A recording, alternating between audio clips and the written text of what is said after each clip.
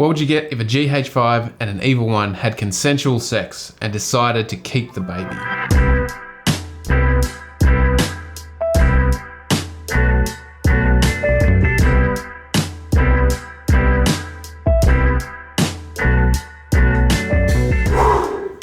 Alright, I've done my nervous poo, now let's get into it.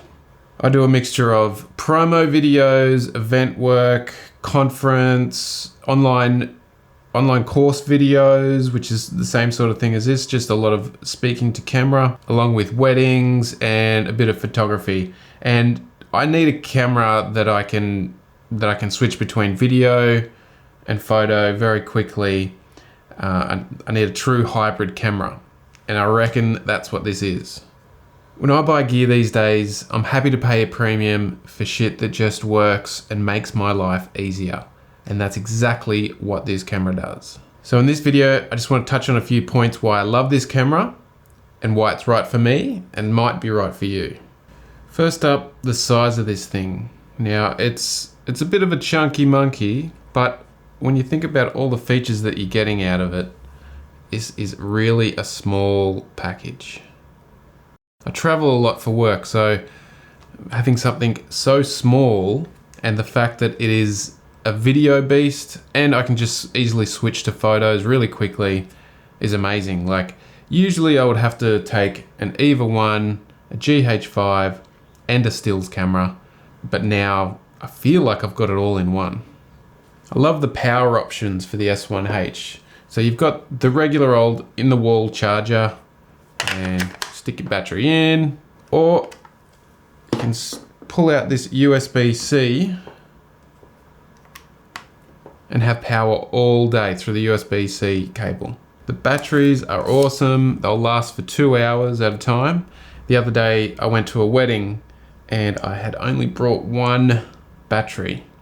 Now I was only booked to shoot for 2 hours, but I ended up making it. But the other option I had was I bought this Anker power bank and I took that with me. It's a 10,000 milliamp, and if I was to get into a pickle, I could just take this USB-C, stick him in there.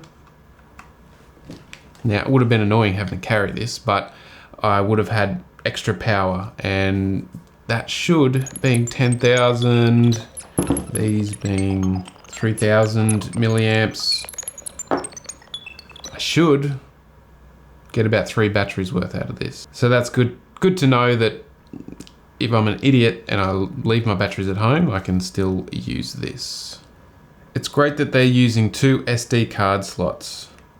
So you can relay record or dual record.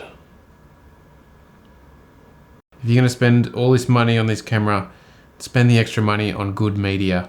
You don't want your files breaking down in the middle of a shoot. These are the Sony Tough V90 SD cards, and I would suggest using these. I had a few problems with Angelbird. They're aptly named Sony Tough because they won't break. You can chuck them in water, and I'm happy to pay a premium for something that's just gonna work. The IBIS on this is second to none. And if you've come from a GH5, you know what I'm talking about. You can basically be walking with this and keep it stable. Not a lot of other cameras can do that.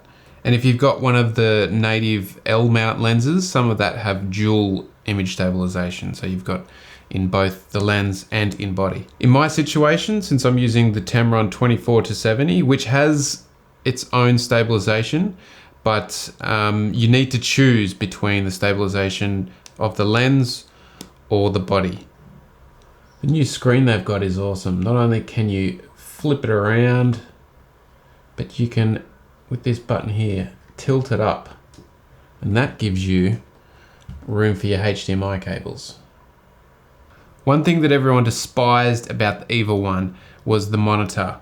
Even in controlled situations, you would get reflections, and outside it was completely unusable. But I am confident, very confident, with the S1H that I can get focus, make sure my exposure's right. all in full daylight, and that's massive. I don't often use a viewfinder, but the viewfinder on the S1H is crispier than a Smith chip. If you do a lot of interviews or you need a line feed at an event, I would suggest the XLR adapter. You'll get 2 XLR ins and you can manually adjust the levels. It's also still quite compact, easy to pull on and off.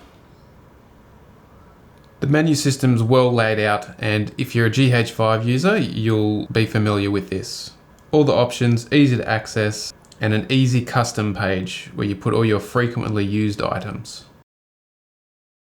The quick menu to me is one of my favorite features of this camera.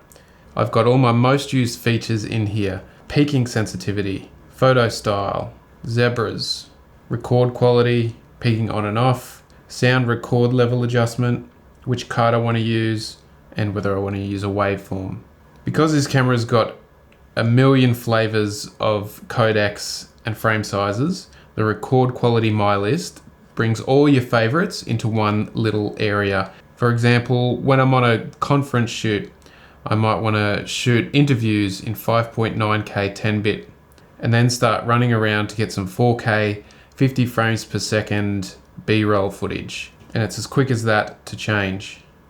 One of my favorite features is switching between full frame and Super 35.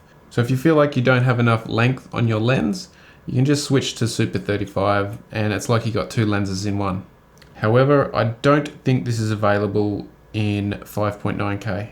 I'm sure that at one stage of your career, you've buttoned off when you thought you were buttoning on, and you've gone back to see the footage and you haven't recorded.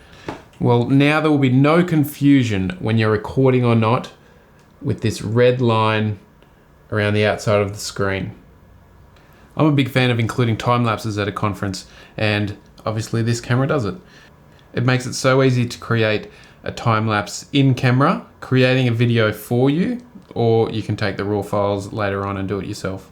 There's also a new feature called exposure leveling, which means I can now get those holy grail day to night time lapses.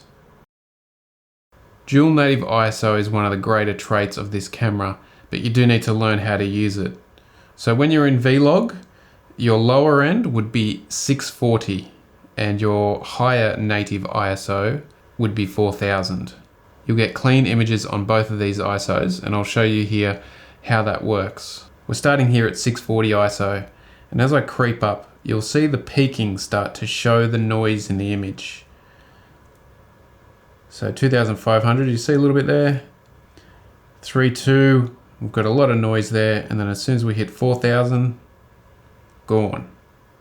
There's different native ISOs for different picture styles, and they're up over here.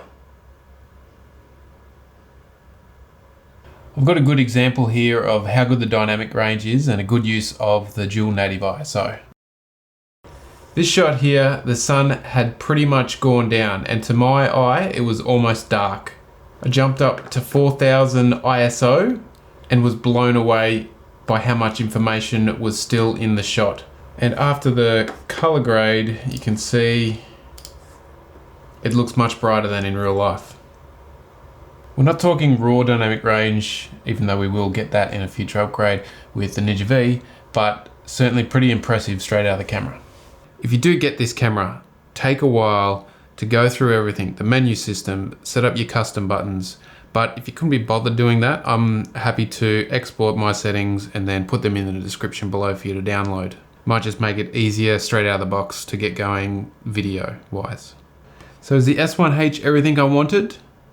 100% yes, and more.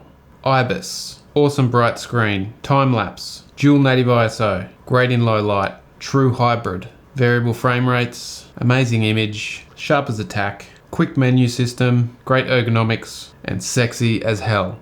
For my line of work, this is the perfect camera. Hopefully I've given you enough information about the S1H to put you over the line. If you think this video was less than shit, then give it a like and subscribe.